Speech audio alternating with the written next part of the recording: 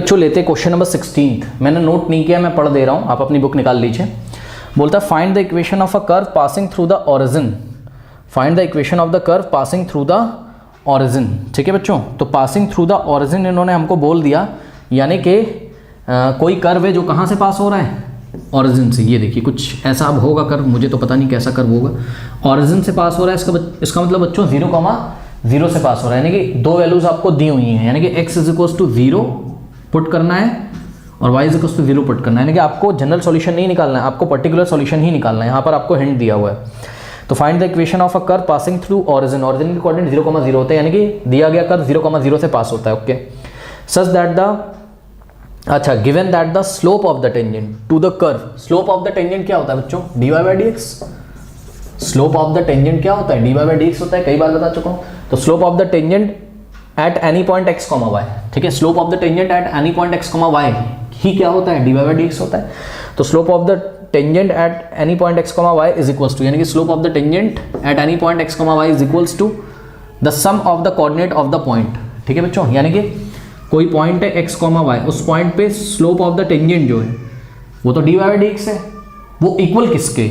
वो इक्वल किसके है? वो इक्वल है किसके? पढ़िए, is equals to the sum of the coordinates of the point. मतलब इस पॉइंट के कोऑर्डिनेट के सम के इक्वल है, और इस पॉइंट के कोऑर्डिनेट क्या है? x और y, यानी कि x और y के सम के इक्वल है। कौन? Slope of the tangent.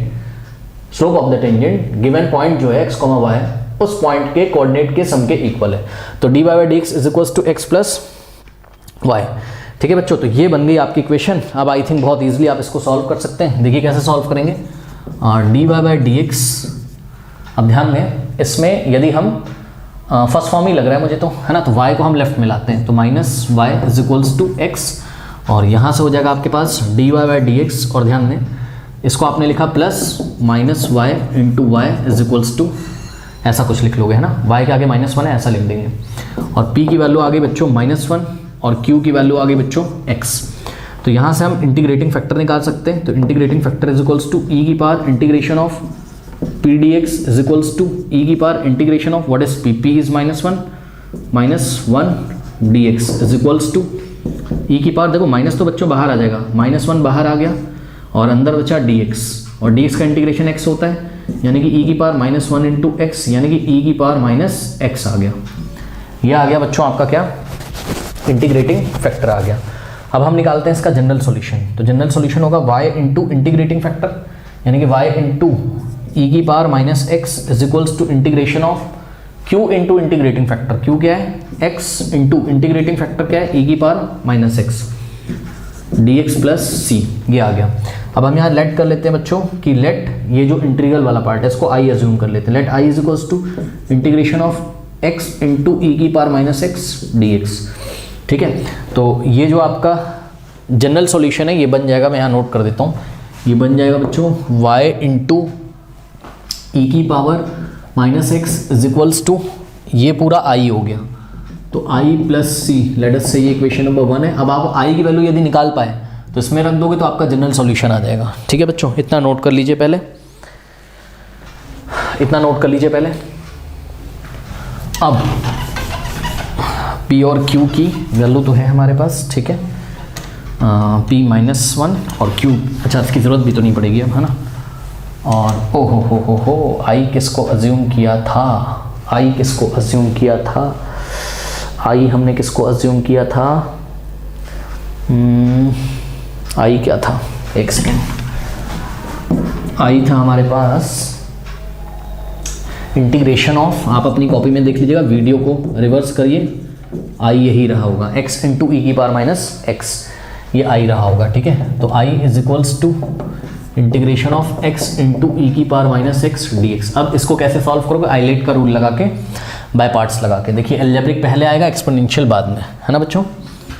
तो x को आप फर्स्ट फंक्शन और e की पावर -x को सेकेंड फंक्शन अज्यूम करोगे।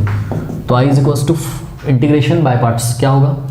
First function into integration of second function minus whole integral of d/dx of first function into integration of second function का integration. Okay बच्चों, अब इसको सॉल्व करते हैं। तो i is equals to x into, अब देखिए e की पावर -x का इंटीग्रेशन, ई की पावर माइनस एक्स ही होगा, लेकिन एक्स के कोफिशिएंट से -1 से डिवाइड लगा देंगे, तो जब -1 से आप डिवाइड लगाओगे तो वो माइनस का साइन यहाँ पर आ जाएगा।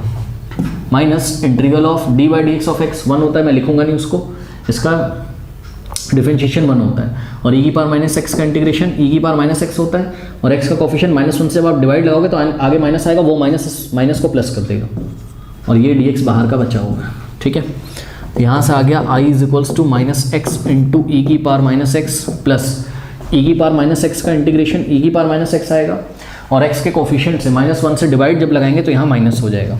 ठीक है बच्चों, ऐसा कुछ आ गया। यहाँ से आई इज इक्वल्स टू, अब ध्यान दें प्लीज़, यहाँ यदि आप ब्रैकेट लगाएं तो आप ध्यान से देखिए -1 तो कॉमन आएगा, ठीक, और साथ में ई की पावर माइनस एक्स भी कॉमन आएगा, तो ई की पावर माइनस एक्स बाहर चला गया और माइनस चला गया, तो यहाँ बचा एक्स, और यहाँ माइनस बाहर चला गया तो बचेगा प्लस, और ई की पावर माइनस एक्स बाहर चला गया तो 1 इंटू ई की पावर माइनस एक्स मैं इसको सोच सकता हूँ, तो अंदर 1 बच जाएगा ऐसा।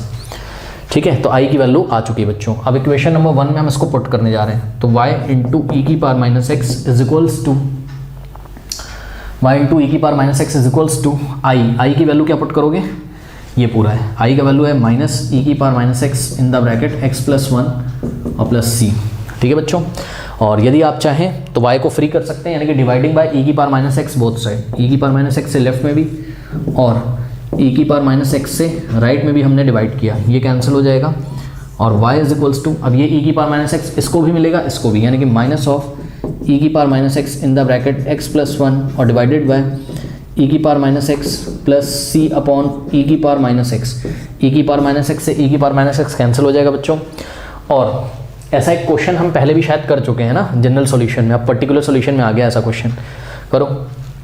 अब देखो हम क्या करेंगे बच्चों,